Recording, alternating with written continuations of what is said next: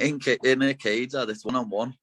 When we came out of that ground, lad, there was groups of 30 men running around in big packs, and just like, some of them had weapons, you know what I mean? Some of them had machetes and knives and bars and stuff like that, and bats, and you just had to try and get away from the ground. But people were getting pinned to the floor and getting watches, and I saw a few people get man bags took off them where they'd run over and pull the man bag and then slice what was around them and just run away with the bag. Even before the game, I've seen a few tickets getting snatched, stuff like that, people running away with tickets. But as I say, it was outside the ground after it when it was the worst. Obviously, getting in was bad with the police tear gas and everyone, and the little sections we had to get through towards the ground was ridiculous. They were squashing thousands and thousands of people in between little gaps, and then when we were asking police officers what's going on, they were just laughing at us. So, as I say though, I've never been so scared for my own safety and the people around me's safety as when I come out of that ground on Saturday night. Yeah, I was with me uncle and my friend Tony, and then we was with the other of our mates. But with Dave, Dave's about 50, and then his two lads are like 19 and 23. So we just all stayed close. And then a group of Irish lads noticed me and said, "What's happening, Paddy? You're all right?" And then like there was 6 of them, so they started walking with us as well. And then that was when like we were lucky there was like 12 of us, because when a group of people, like, I don't know if they were locals or not, but they were people who lived around Saint Denis.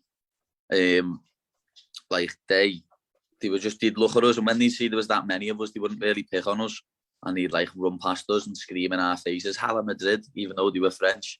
It made no sense. But then when we kept walking, an older man and 2 of his friends come over to us and was like, "Can we walk with Jews?" I was like, "Of course you can. Why? You're okay?" And he said, "No, not really." I went, "Why?" He said, "I've just been pinned to the floor. I had a dog set on me and had me watch, and me bag took off me and me pockets emptied." Like at one point there's a bridge. You walk upstairs, and then there's a bridge with no stairs, and then you walk back down the stairs. As you walked across that, there was people if you were on the outside of the bridge, there was people grabbing your arm from under the bridge and pulling you under, and then beating you up and emptying your pockets and stuff.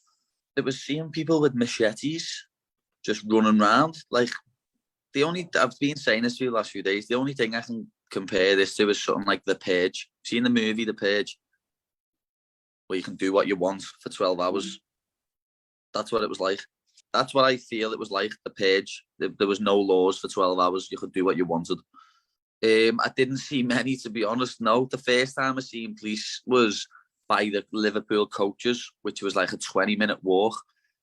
And it was crazy because there was a group of about 50 men stood outside of a Liverpool coach, and the Liverpool coach was trying to leave, and the men wouldn't let it leave. So there's fans going to the front of the coach trying to get them away from the coach, and he wouldn't leave. Like, the coach door was smashed, the window on it, and the men were just in the way. So if they drove, they would have ran them over. So obviously they didn't want to do that. So the men were just stood in front. I think they wanted people to get off so they could beat them up and mug them. And then that's what I mean. Police came, and this was happening on the pavement.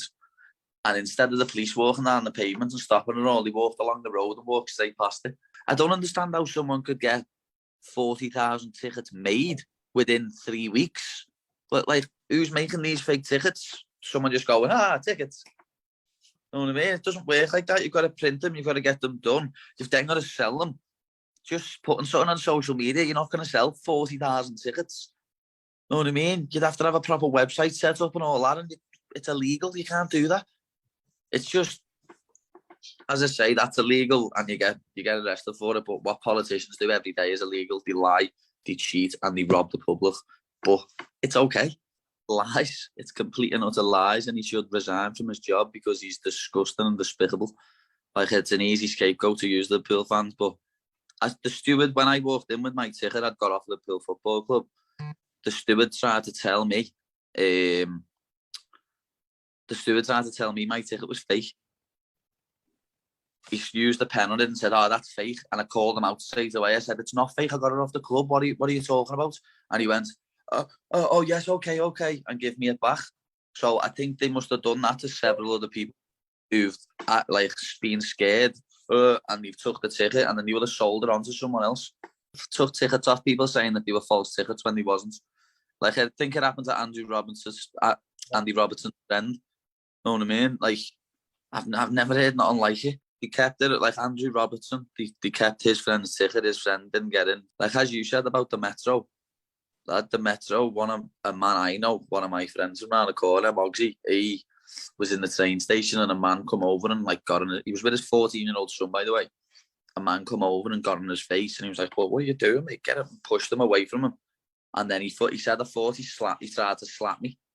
And he said, I got out the way of it. But then he said, as it got to here, he noticed it wasn't a slap. He had a razor blade in his hand and missed his face by about that much.